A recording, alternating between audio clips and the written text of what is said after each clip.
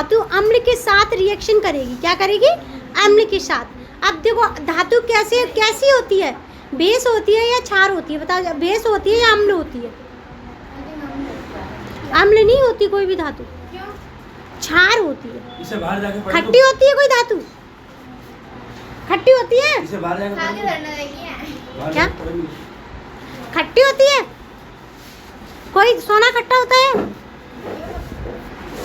क्या खाया है तुमने धातु? हाँ,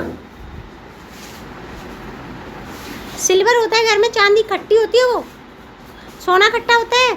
तो खट्टी नहीं है तो कैसी होगी? क्षार है। अब किसके साथ रिएक्ट कर रही है? क्यों? बेस एसिड के साथ रिएक्ट करेगा तो क्या बनाएगा? हाँ, क्या बनाएगा? क्या बनाएगा? कराया था न्यूट्रलाइजेशन।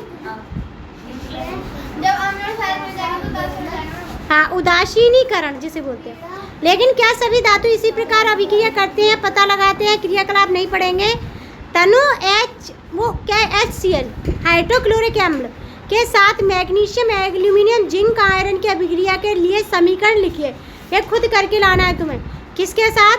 HCl लेंगे, मैग्नीशियम के साथ, एल्यूमिनियम के साथ, जिंक के साथ, आयरन के साथ रासायनिक समीकरण लिख लोगी। दोनों जाओ घर। जब वो धातु नाइट्रिक अम्ल के साथ अभिक्रिया करती है तो हाइड्रोजन गैस उत्सर्जित नहीं होती। कौन सी गैस उत्सर्जित नहीं होती? Hydrogen gas. किसके साथ रिएक्ट कर रही है? नाइट्रिक एसिड के साथ। वालेकुम सलाम। तो क्या निकलेगा? नाइट्रोजन निकलेगी ना? हाँ, तो नाइट्रोजन निकलेगी ना। और सल्फ्यूरिक एसिड के साथ क्या निकलेगा? Sulphur dioxide. और हाइड्रोक्लोरिक एसिड के साथ क्या निकलेगा? क्लोरीन। नहीं पता? देखो सीधा समझाती हूँ। देखो, जब हाइड्रोक्लोरिक एसिड के साथ रिएक्शन होगी तो नमक बनेगा और हाइड्रोजन गैस निकलेगी। ठीक है। नाइट्रिक एसिड के साथ रिएक्शन करेंगे तो क्या बनेगा? हमारी नाइट्रोजन गैस निकलेगी। कौन सी निकलेगी? उसके बाद जो हमारा क्या था, H2SO4 के साथ रिएक्ट करेंगे तो सल्फर डाइऑक्साइड गैस निकलेगी। कौन सी निकलेगी? नहीं, सल्फर डाइऑक्साइड नहीं, हाइड्रोजन निकलेगी। क्या निकलेगी? हाइड्रोजन। हाँ, आप समझ आ गया? कोई दिक्कत तो नहीं है? क्योंकि NH3 एक प्रबल अभिकारक है। क्या है? ऑक्सीकारक है। देखो, प्रबल ऑक्सीकारक है। क्या है?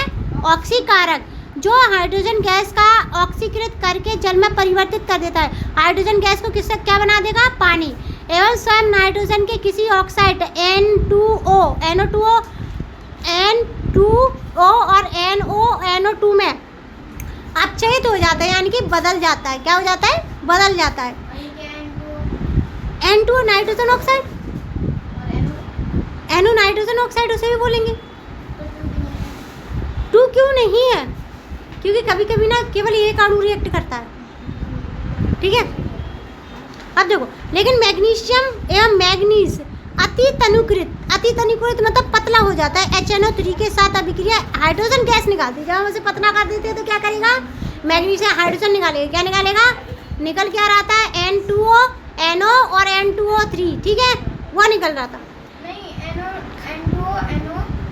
हाँ, अब देखो क्रियाकलाप में आपने देखा कि बुलबुले बनने, क्या है? बुलबुले बनने की दर मैग्नीशियम के साथ सबसे अधिक होती है। इस स्थिति में अभिक्रिया सबसे अधिक ऊष्मा छेपी होती है।